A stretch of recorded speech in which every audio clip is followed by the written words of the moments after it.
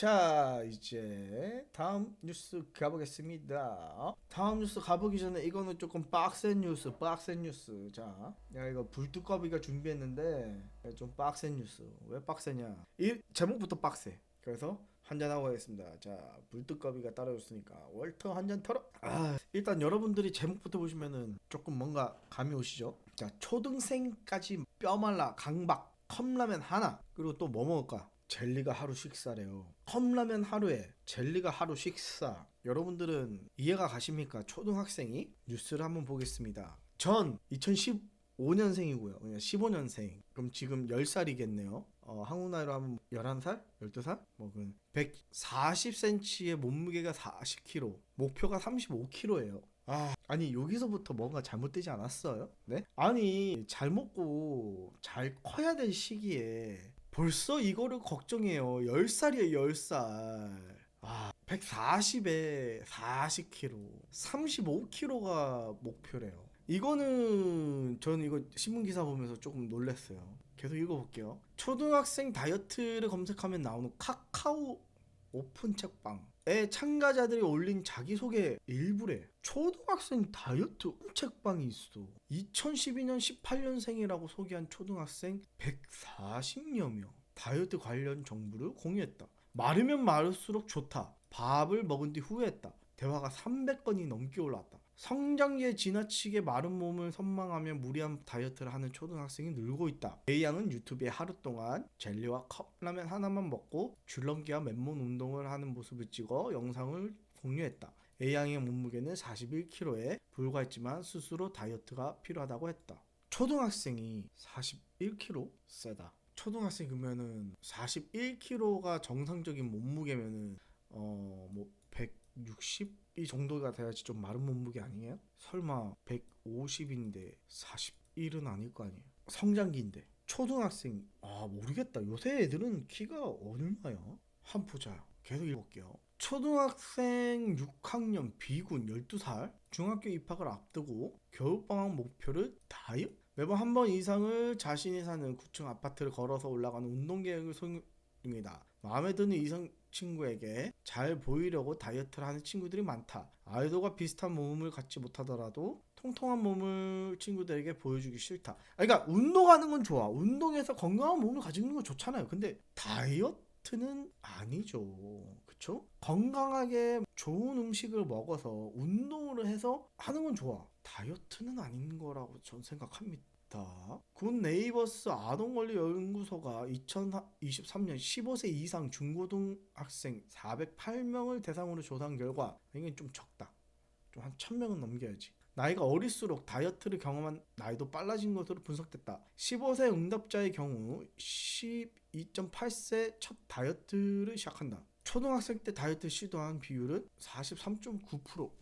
이거 약간 성인물 처음 비슷하지 않나? 와 빠르네. 그 영향으로 다이어트 보조제 유혹에 빠질 위험도 커졌다. 인스타그램에서는 어린이도 안전하게 보조제를 섭취할 수 있다라는 광고를 쉽게 찾아볼 수 있다. 이게 문제네. 광고. 현재 다이어트 보조제는 의약품이 아닌 건강기능식품으로 분류돼 연령 제한 없이 판매된다. 대조적 다이어트 성분인 가르시닉 캄보지아 추출물은 안정성에 대한 연구가 충분하지 않다는 지적이 많다. 어린이와 임산부 등은 경우 먹지 말 것은 권장하고 있지만 강제성 없는 권고사항에 그치고 있다. 시청은 초등학생 대상 다이어트 보조제 광고 규제에 적극 나서고 있다는 입장이다. 식약처 관계자는 식품 판매 사이트와 SNS의 부당 광고를 상시 점검해 연간 2만여 건의 사이트 아니 이거를 차단시키고 이거를 하면 뭐예요? 여러분 SNS의 광고랑 부당 광고 이거 아무리 차단해봤자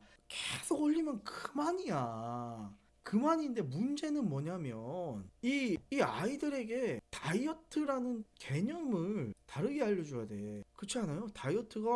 솔직히 다이어트가 나쁜 게 아니잖아요. 다이어트는 몸을 건강하게 하기 위해서 좋은 식당을 차리고 우리가 살을 이렇게 빼면서 몸을 건강하게 하는 건데 어떻게 보면은 우리가 요새 다이어트라고 하면은 연예인이 되기 위해서 뭐 하는 그런 식으로 인식이 좀 세다 보니까 너무 우리가 다이어트 하면은 너무 이 스탠다드도 높아지고 몸무게는 무조건 이렇게 빠져야 되고.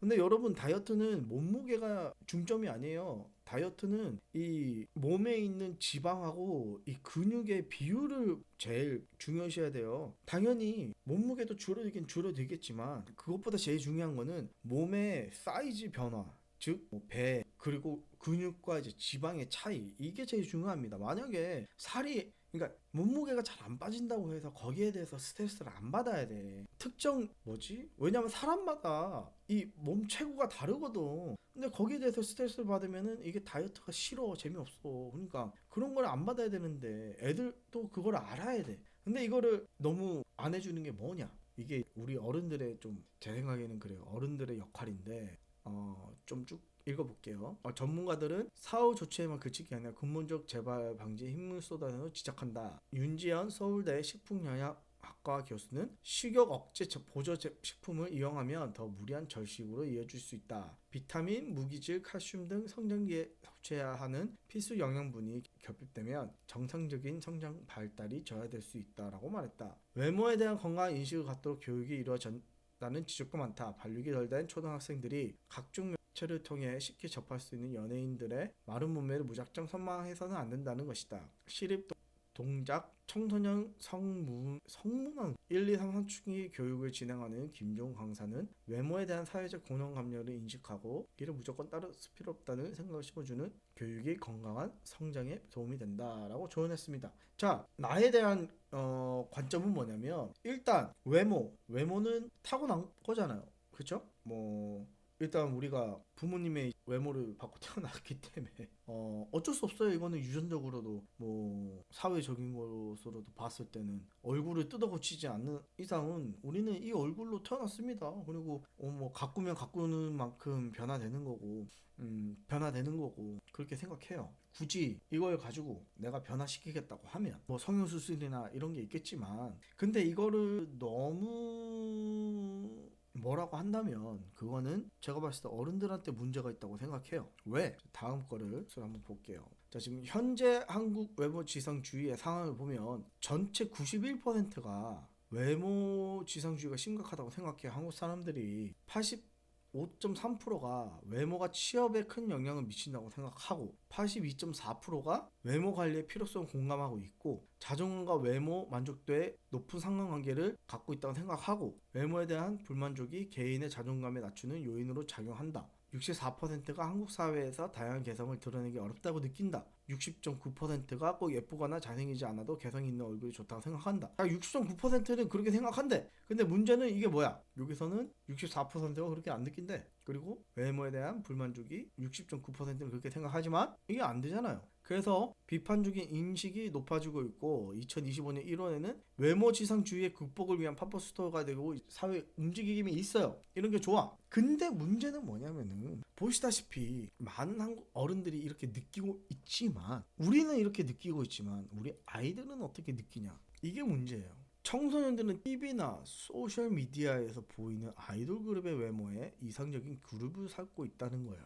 그러니까 이 보이는 것에, TV나 소셜미디어에서 보이는 아이돌이 보이는 것에 미의 기준을 둔다는 거지. 그러면 보통 얼굴이, 저는 미의 기준에 포함이, 죄송합니다, 특히 여자 학생들이 남학생보다 외모에 사회적 압박을 더 강하게 받겠죠. 당연하죠. 이거는 여자들이 좀 더 심하죠. 낮은 외모 만족도는 청소년의 자아와 존중감, 사회성, 성취도에 부정적인 영향까지 또 미치고, 외모 컴플렉스를 가진 청소년들은 온라인상에서 집단 따돌림을 주도하거나 타인을 비난하는 등 공격 성향이 강해지는 경향이 있다. 즉, 외모 컴플렉스가 있는 청소년들이 온라인상에서 집단 따돌림까지 주도하는 그게 또 생기고, 일부 청소년들은 무리한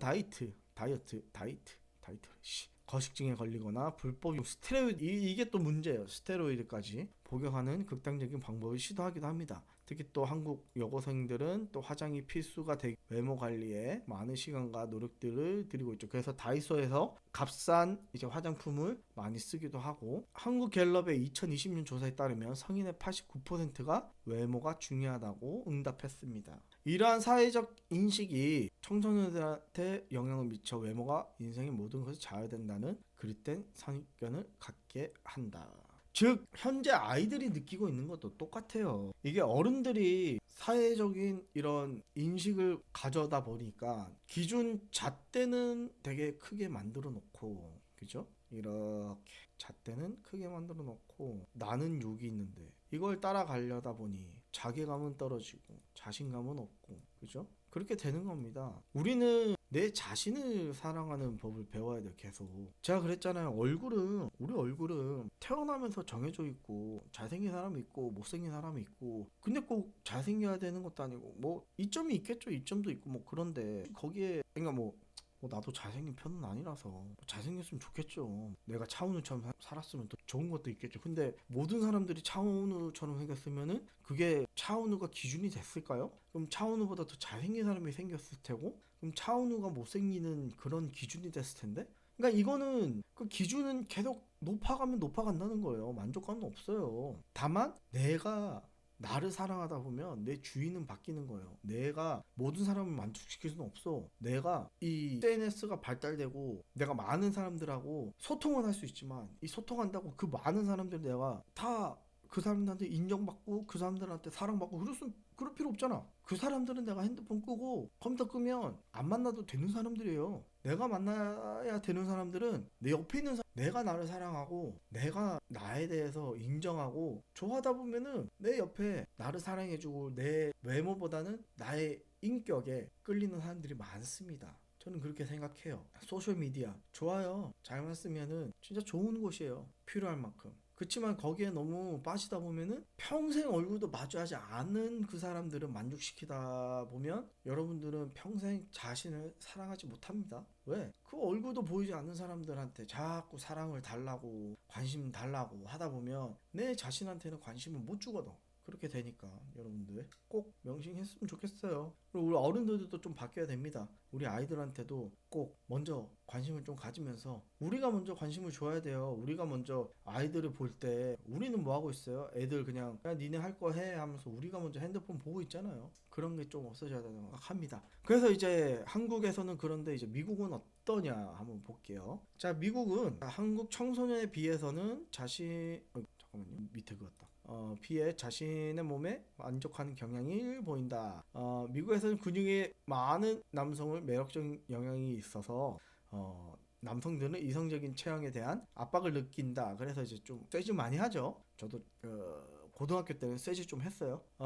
미국의 여성 56%가 체중 감량을 원하는 반면 한국은 77%로 11%더 미국 청소년들의 BMI가 한국보다 높음에도 불구하고 자신의 신체 이미지에 덜 부정적으로 인식한다. 솔직히 저도 그래요. 저도 솔직히 키에 비해서는 BMI가 높지만 딱히 살 많이 빼야겠네 이런 거 없고 그냥 지금 몸매 유지하고 그냥 좀 더 빼면 되지 않을까라는 식으로 생각하고 있습니다. 딱히 내가 굳이 복근 있어야 되냐 약간 이런 식이고 그냥 똥배만 살짝 빼면 되지 않나. 그래서 여자친구가 없나 봅니다. 미국에서도 마른 체형을 선호하는 매스컴의 영향이 크지만 최근에는 지나치게 마른 패션 모델을 퇴출하는 등의 노력도 하고 있어요. 근데 이거는 약간 좀 너무 좀 심하게 하는 그것도 있긴 하지만 그건 나중에 할게요.